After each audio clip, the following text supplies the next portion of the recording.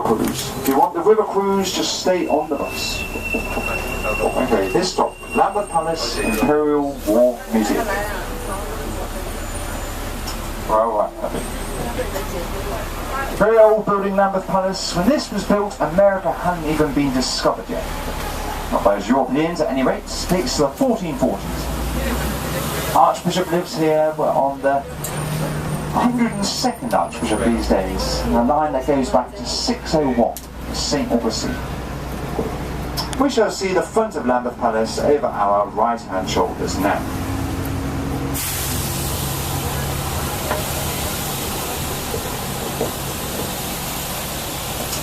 St. Thomas's Hospital is just coming now, just past the lights here on the left. It's where Florence Nightingale used to have her applause. Closer to us, the House of Commons. And above it all, the big clock tower, containing the 13.5-ton bell, known as Big Ben. Parliament began life in the mid-13th century as an advisory body to the King. Grew in power and confidence as the years went by. By the 17th century, they were saying that they alone represented the will of the people. And that wasn't what the King thought. He ruled by divine right, Charles I said. This schism led rather unavoidably, I think, to civil war. In the 1640s, Parliament waged war upon the King, defeated and beheaded him. Ever since then, Parliament has been the main power in this country. Much of this building, though, as I say, only dates back 1840s, 1850s. The original was burned down in 1834. And we're going now towards another wonderful building, Westminster Abbey. It's where our Queen was crowned, where all but 2 of her monarchs have been crowned since 1066. Where Kate and William were married, where many of our older monarchs are buried. Chaucer's buried here, Charles Dickens, Charles Darwin, Sir Isaac Newton. Built in the 13th century, here on our left-hand side there. This is Westminster Abbey. Lovely building, the Abbey. We really didn't do it justice by that little drive-by. The other side, the west side, is the nicest part. If you want to go out and have a closer look, we're going to have a stop just around the corner here. Jump out for Westminster Abbey, for the Houses of Parliament, also for the Cabinet War Rooms. That's where Churchill had his headquarters in World War II. It's a museum now, that's down the next street here on our left. Okay, this stop. Westminster Abbey, Houses of Parliament, Cabinet War. Our Prime Minister. Here on the left now. The Prime Minister lives at number 10, which is right at the bottom of Downing Street to the right of it. Used to be able to go along there, but all gated off these days. Ministry of Defence to our right, the big building, the iceberg building, more of it below ground than above ground.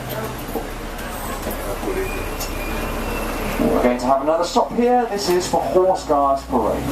Go now to anybody who wants to see the Royal Horse Guards.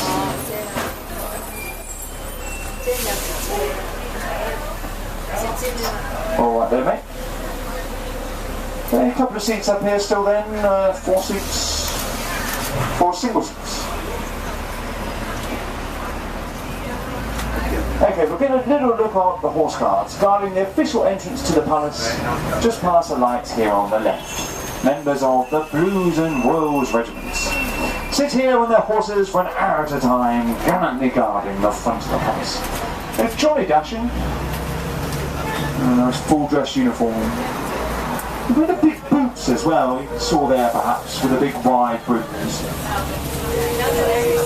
Traditionally, if any of the young ladies of London want to date with one of those soldiers, they put their phone number on a piece of paper and slip it into the top of the boot. Tip for you ladies. Right, we're doing a bit of a diversion now. We would normally have gone straight up that road into Trafalgar Square, but Trafalgar Square was completely blocked off because of the road closures. So we're going to go around and we'll go straight down this road towards the east side of London, towards St. Paul's Cathedral, the older looking buildings. This is Harry Potter's old school now, just past the front of the bus on the left, the grey building. An old City of London school.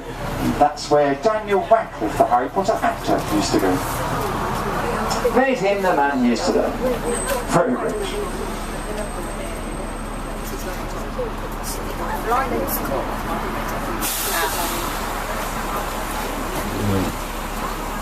And we're going into the Blackfriars area. Named after the Dominican order of monks who wore the black robes. They had a monastery around here. The lower halves open up to allow ships to pass through. The ship in front, HMS Belfast, saw service in World War II, now a floating naval museum. We'll go over and across Tower Bridge in about 5 minutes.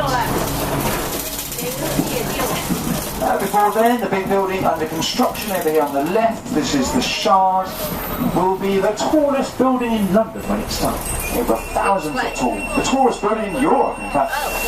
There's going to be a hotel up there, a restaurant, even some private apartments. When it's done, from the top, you'll be able to see 50.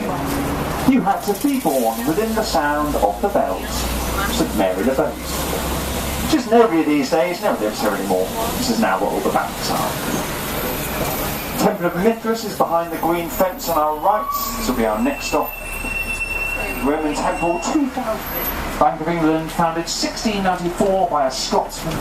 Bank of Scotland founded 1695 by an Englishman. Another little church coming up on our left hand side now. This must be the only church in the world to have a Starbucks built into the side of it. And if we look right in front of us, you can maybe see a tall column sticking up, topped with a golden urn of fire. You can't see just yet, we'll get a better view in a minute. That is the monument to the Great Fire of London, which in September 1666 devastated the city, destroying 80% of the city of London. 14,000 houses, 89 churches, old St Paul's Cathedral razed to the ground.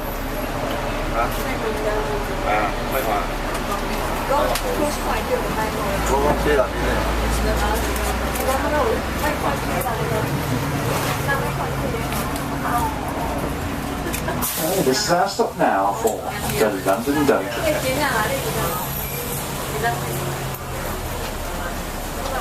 Anybody for the dungeon? Where can you have it? You see at the back of the line there's a red cross on the door on the right there. That alludes to the days of the Great Plague, the bubonic plague of 1665. If you were unlucky enough to catch the plague, you were locked in your house with your entire family for a quarantine period of 40 days. A cross was painted on the door. Warn everyone this was a plague house. Nasty business, the plague. Spread by the fleas and the black rats. Characterised by the swellings of buboes on the flesh. Death in 3 days, 75% of the people who caught it. 100,000 people died, 1/5 of the population of London. In the morning, find maybe their streets being reduced to rubble. But they carried on with their lives as best as they could. We still talk today about the Blitz spirit, Londoners standing firm.